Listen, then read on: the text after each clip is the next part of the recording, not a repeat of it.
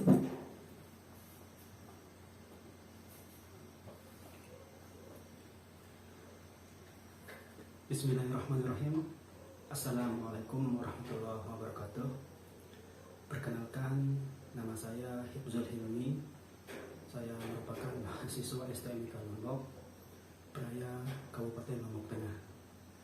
Dan saya sedang menempuh semester 7 dengan jurusan Teknik Informatika. Saya adalah angkatan yang ke-15 dan masuk kuliah pada tahun 2018. Jadi tujuan untuk pembuatan video ini untuk memenuhi tugas ujian tengah semester dari Bapak dosen, yakni Bapak Supiansah Padli Eskom Mkom, dalam mata kuliah SPK atau Sistem Pendukung Keputusan. Oke, jadi teman-teman, pada video kali ini kita akan sama-sama membahas apa itu SPK atau Sistem Pendukung Keputusan. Ya, karena di sini saya mengambil materi itu, teman-teman. Ya, di sini saya sudah membuka Microsoft PowerPoint ya, teman-teman.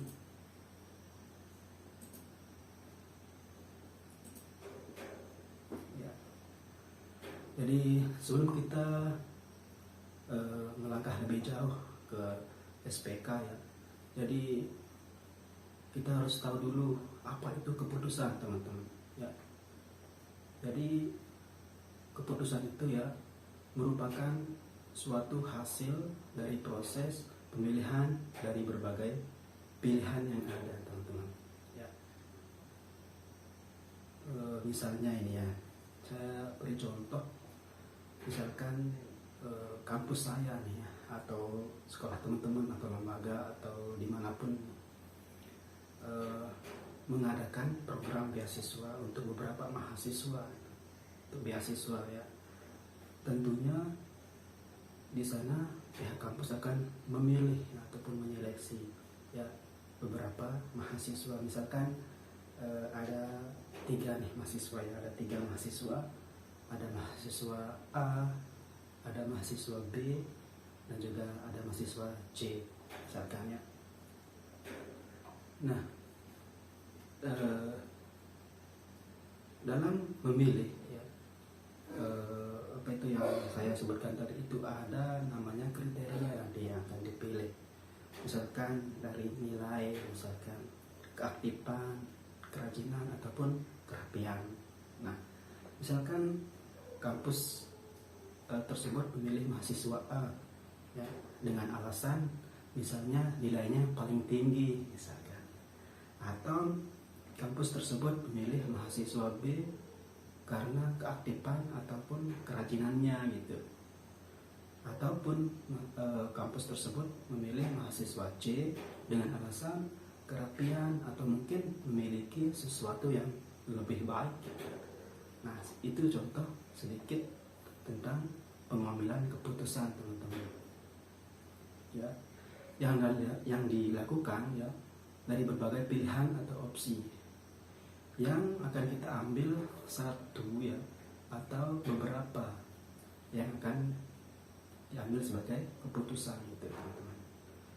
Lalu dalam mengambil suatu keputusan ya, tentunya kita harus memiliki beberapa seperti tadi yang saya sebutkan kriteria ya, yang menjadi acuan gitu untuk memilih sebuah pilihan ya, kan begitu ya. Ya, jadi materi kita tadi saya lupa tulis ya tadi, pengambilan suatu keputusan ya, teman-teman. Judulnya apa itu tadi? Sistem pendukung keputusan. Sistem pendukung keputusan ya, teman-teman. Kita buat slide baru. Oke.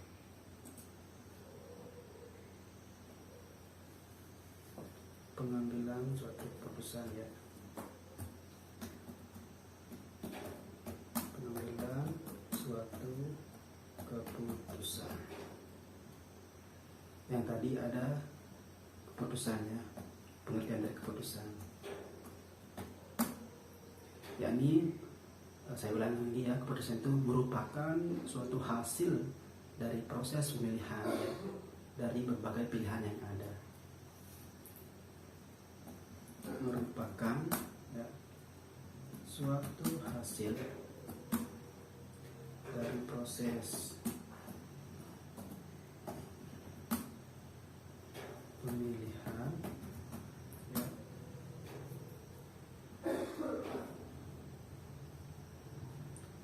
hasil dari proses pemilihan dari berbagai pilihan ya.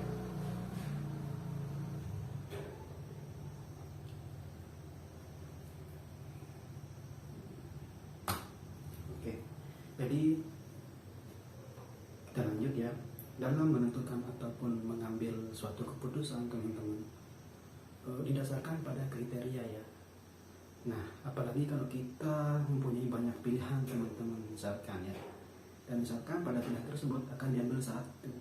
Nah, tentu nanti ada kriterianya, teman-teman.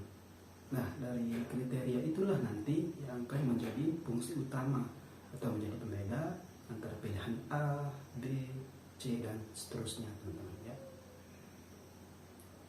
Ya, saya tambahkan lagi, dalam menentukan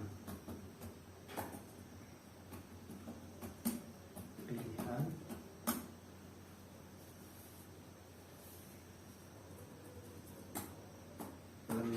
ya, atau mengambil suatu keputusan,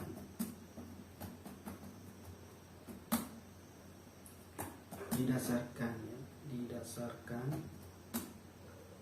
pada kriteria ya, itu teman-teman. Oke, kita buat slide baru. Tadi kan judulnya pengambilan suatu keputusan ya. Slide baru kita buat yang judul itu, saya mau buat judul masalah.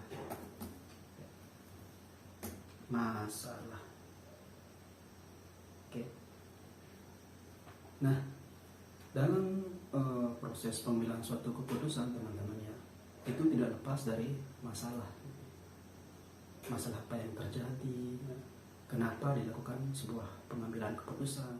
Nah, dalam SPK ini, teman-teman, setidaknya masalah ini akan terbagi menjadi 3 jenis ya.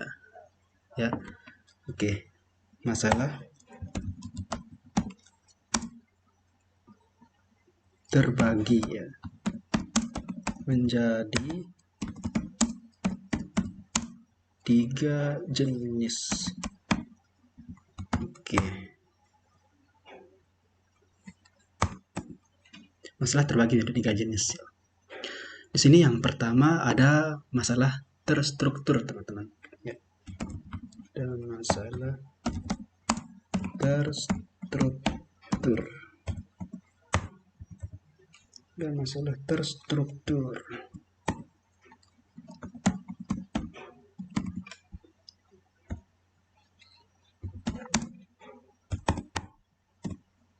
Dan masalah terstruktur. Nah, apa itu masalah terstruktur ya, teman-teman? Atau mungkin saya tulis dulu ya sebelum pengertiannya. Nah, yang kedua ada masalah tidak terstruktur. Masalah tidak terstruktur. Ya. Dan yang ketiga ada masalah semi terstruktur. Semi terstruktur. Nah, ini ya ada 3 jenis masalah. Ada masalah terstruktur, ada masalah tidak terstruktur, ada juga masalah semi terstruktur. Di sini saya akan jelaskan yang pertama ada masalah terstruktur ini.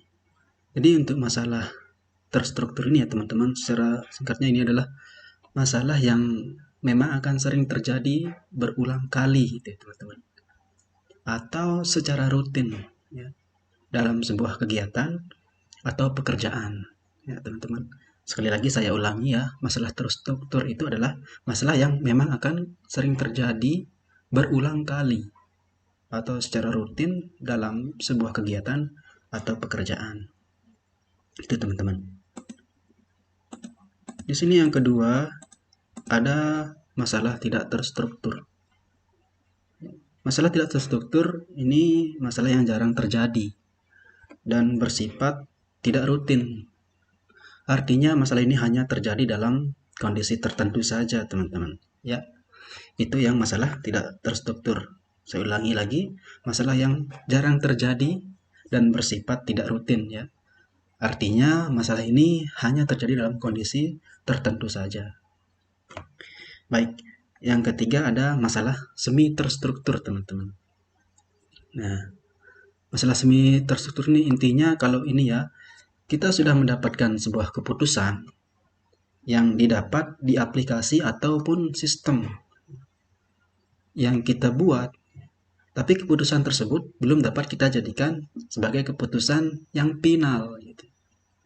Artinya dapat kita ubah gitu, dapat diubah oleh pengguna ya, dengan posisi atau alasan kondisional gitu.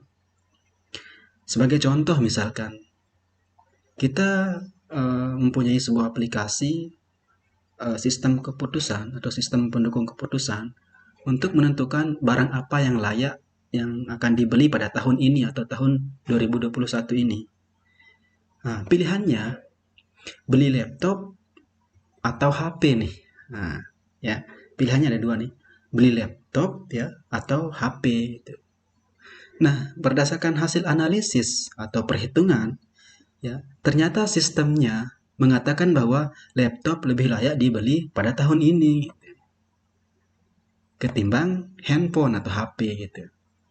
Tapi dengan alasan tertentu atau kondisi tertentu. Ternyata kita sebagai pengguna ya lebih membutuhkan suatu perangkat yang mudah dibawa atau portable lah ya.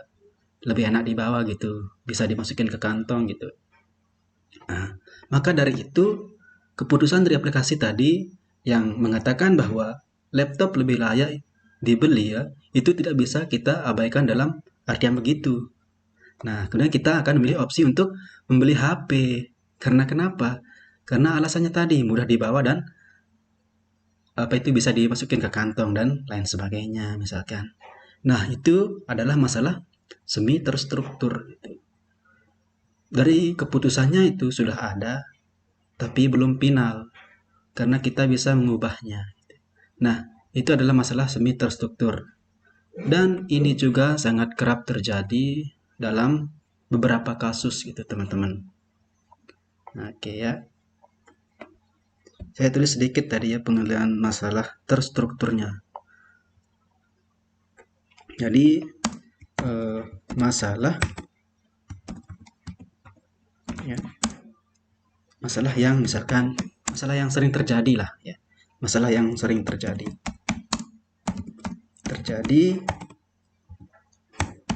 atau rutin ya. Ada masalah tidak terstruktur, masalah yang jarang ya, masalah yang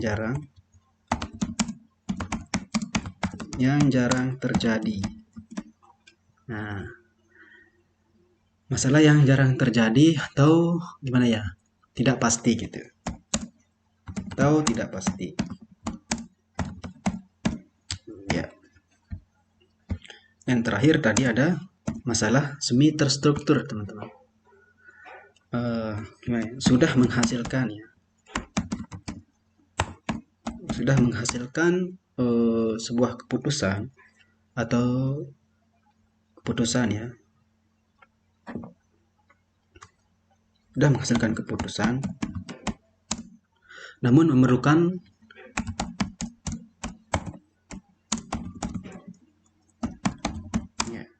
memerlukan suatu kebijakan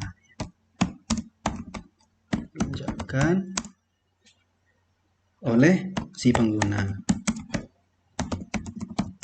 Penggunanya siapa? Misalkan di sini kita sebagai bosnya gitu ya, sebagai apa ya, manajernya gitu ya, atau lain sebagainya gitu ya. Bos atau manajer. Oke. Ya, jadi itu tadi pengertian dari masalah yang terbagi menjadi 3 bagian gitu ya. Ada masalah terstruktur, ada masalah tidak terstruktur, ada juga masalah semi terstruktur. Nah, ini pengertiannya teman-teman.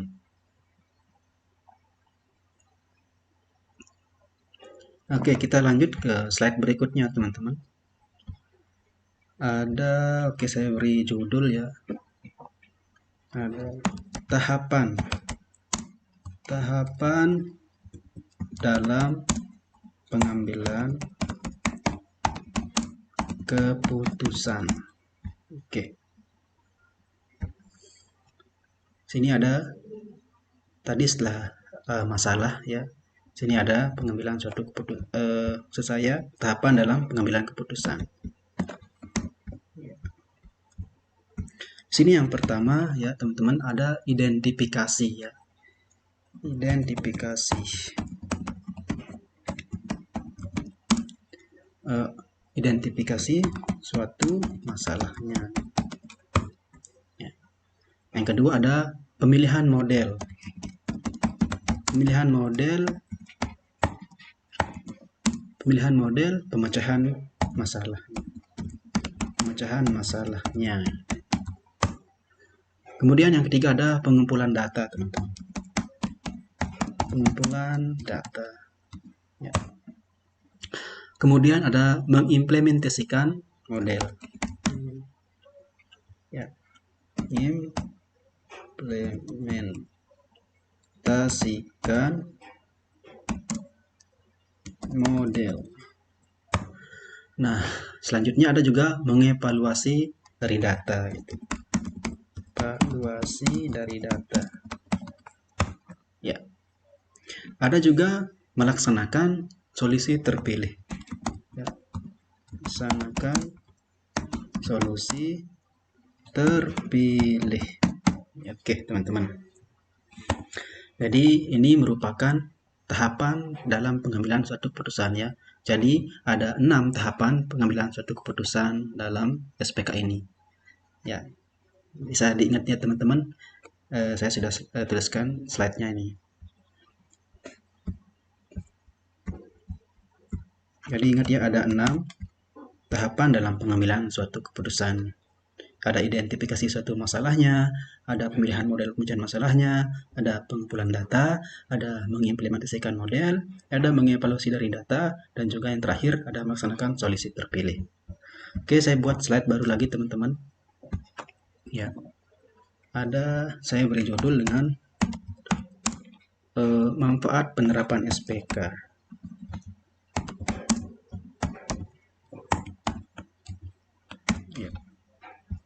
Manfaat penerapan SPK.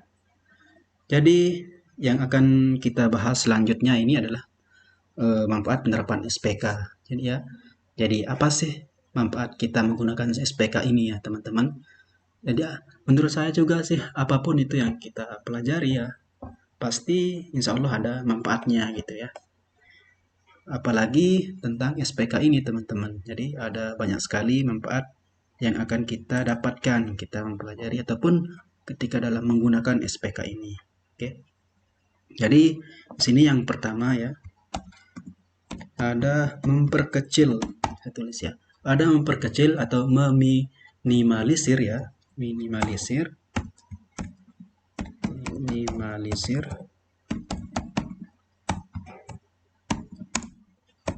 meminimalisir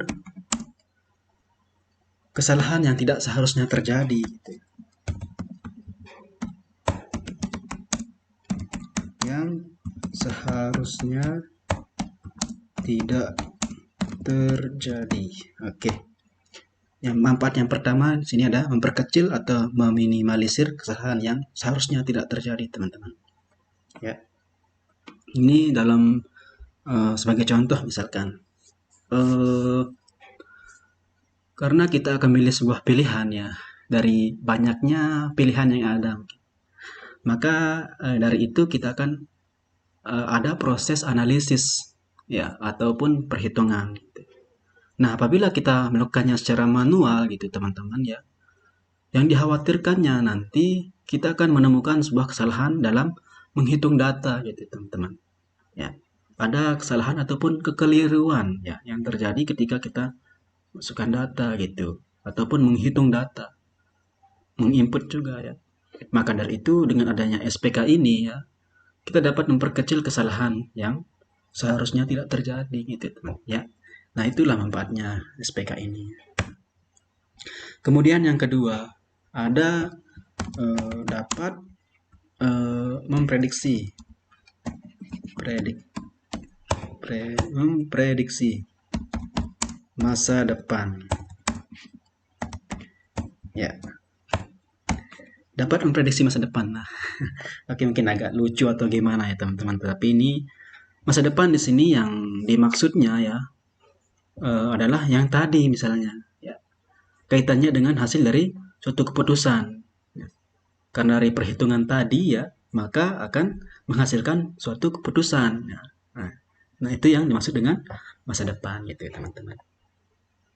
Nah, yang selanjutnya ada hemat biaya gitu teman-teman. Ya. Hemat biaya dan waktu. Nah, dan waktu atau orang-orang menyebutnya kan kalau bahasa keren itu efisien. Ya, efisiennya atau efisien ya teman-teman. Efisien. Ya. Ini bahasa kerennya ya teman-teman. Hemat biaya dan waktu atau efisien lah ya. Ya. Jadi yang mana nanti jika melakukan perhitungan manual ya teman-teman, mungkin itu akan memakan waktu yang lebih lama gitu ya. Bisa berhari-hari gitu kan, berjam-jam, berhari-hari. Kita makan waktu yang lebih lama gitu. Nah, namun ketika kita menggunakan SPK ini teman-teman, maka kita tinggal input saja gitu dalam aplikasi ataupun sistem yang sudah dibuat. Misalkan dari namanya gitu ya, kriterianya apa saja gitu, nilainya berapa ya, karena kita tinggal submit saja gitu ya, ataupun lihat hasilnya gitu. Maka di situ nanti akan otomatis muncul hasilnya gitu. Nah, itu manfaat ya. Tadi yang semulanya bisa berhari-hari gitu teman-teman ya, bisa berminggu-minggu gitu untuk menginput data ataupun untuk mengetahui hasilnya gitu. Tetapi dengan menggunakan SPK ini bisa tinggal klik-klik saja gitu teman-teman di aplikasi ataupun sistem yang sudah dibuat. Kita tinggal misalkan seperti tadi kan, masukkan nama mahasiswa gitu ya, tinggal kita masukkan saja gitu. Kriterianya apa saja gitu ya, apa yang dibutuhkan. Langsung kita klik, maka otomatis akan kelihatan hasilnya di sana gitu teman-teman. Ya. Terus ada yang selanjutnya, meningkatkan fleksibilitas ya teman-teman. Meningkatkan fleksibilitas ya, itu ya. Dan juga ada menggunakan model matematis ya, menggunakan model matematis. Jadi oke. Sesuai yang kita tahu ya, bahwa perhitungan matematika ini adalah angka yang pasti gitu teman-teman ya. Jadi hasil analisis ataupun evaluasi yang kita lakukan itu merupakan angka pasti ya. Dan tentunya ini akan membuat pilihan yang dihasilkan itu ya lebih valid gitu, lebih real ya, lebih faktanya gitu ya. Nah, begitu teman-teman. Jadi lebih nyata gitu. Seperti yang saya bilang tadi, lebih valid gitu. Oke, teman-teman, kita lanjut lagi ke slide yang baru lagi teman-teman ya. Slide baru. Di sini saya beri judul klasifikasi. Ya, klasifikasi pengambilan keputusan.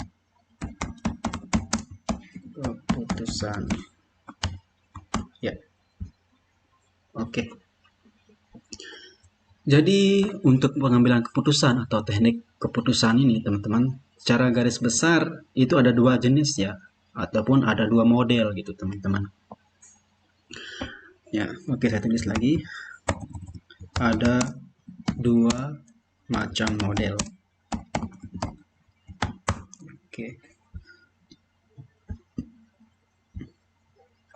Yang pertama ada pengambilan keputusan, ada pengambilan keputusan banyak atribut. Itu dalam bahasa Inggrisnya atau bahasa kerennya lah gitu ya. Multi attribute decision making gitu ya. Multi attribute decision making ya. Oke. Dan lanjut ada yang kedua. Di sini ada pengambilan keputusan. Pengambilan keputusan dengan banyak tujuan. Ya. Ini juga ada bahasa kerennya teman-teman ya. Bahasa kerennya atau bahasa Inggrisnya itu multi objective ya. Objective decision making. Multi objective decision making. Oke. Saya akan jelaskan satu persatu dulu ya. Kita mulai dari tadi kan ada dua macam model nih teman-teman ya. Ada pengambilan keputusan dengan banyak atribut itu. Dalam bahasa kerennya multi attribute decision making ya.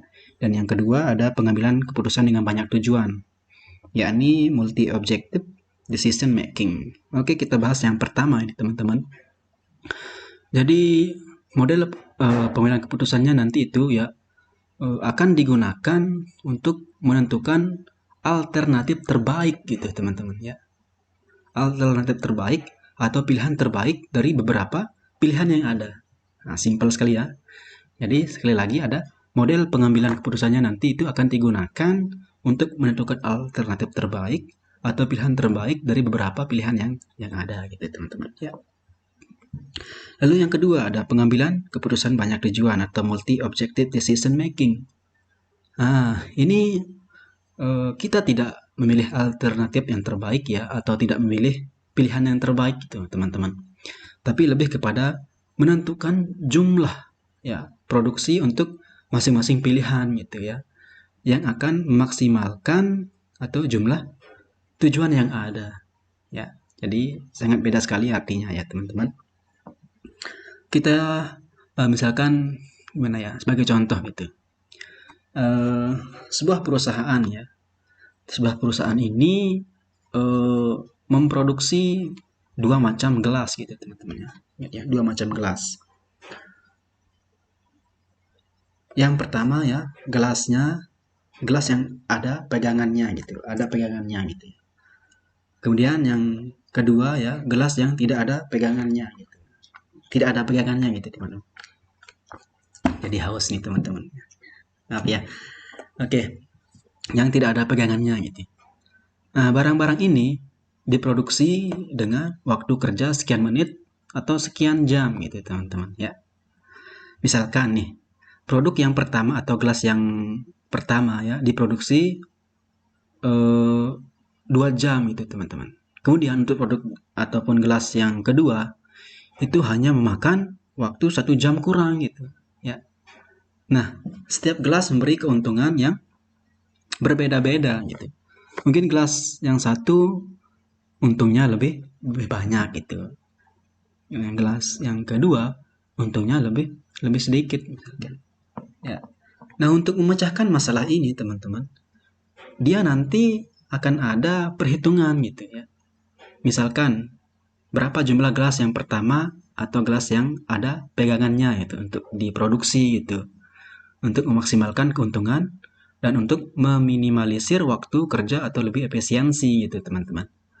Nah, pada kasus tersebut kita dapat menentukan jumlah gelas yang satu dan gelas yang kedua itu harus diproduksi berapa kali gitu. Ya, nah, maka ini ya yang dimaksud dengan contoh dari multi objective decision making, atau apa itu tadi, pengambilan keputusan banyak banyak tujuan gitu.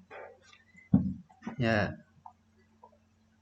itu ya teman-teman, pertemuan kali ini ataupun penjelasan kali ini tentang materi ataupun tentang materi kuliah ataupun mata kuliah SPK atau sistem pendukung keputusan.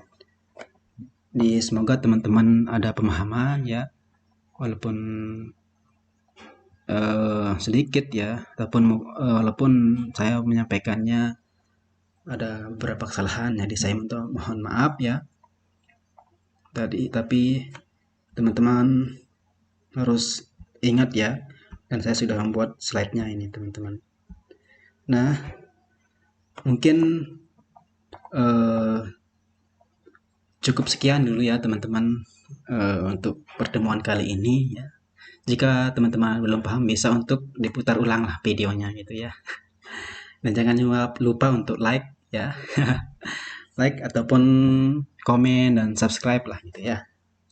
Dan saya ucapkan terima kasih banyak atas segala perhatiannya teman-teman. See you in the next videos. Akhirul kalam. Wassalamualaikum warahmatullahi wabarakatuh.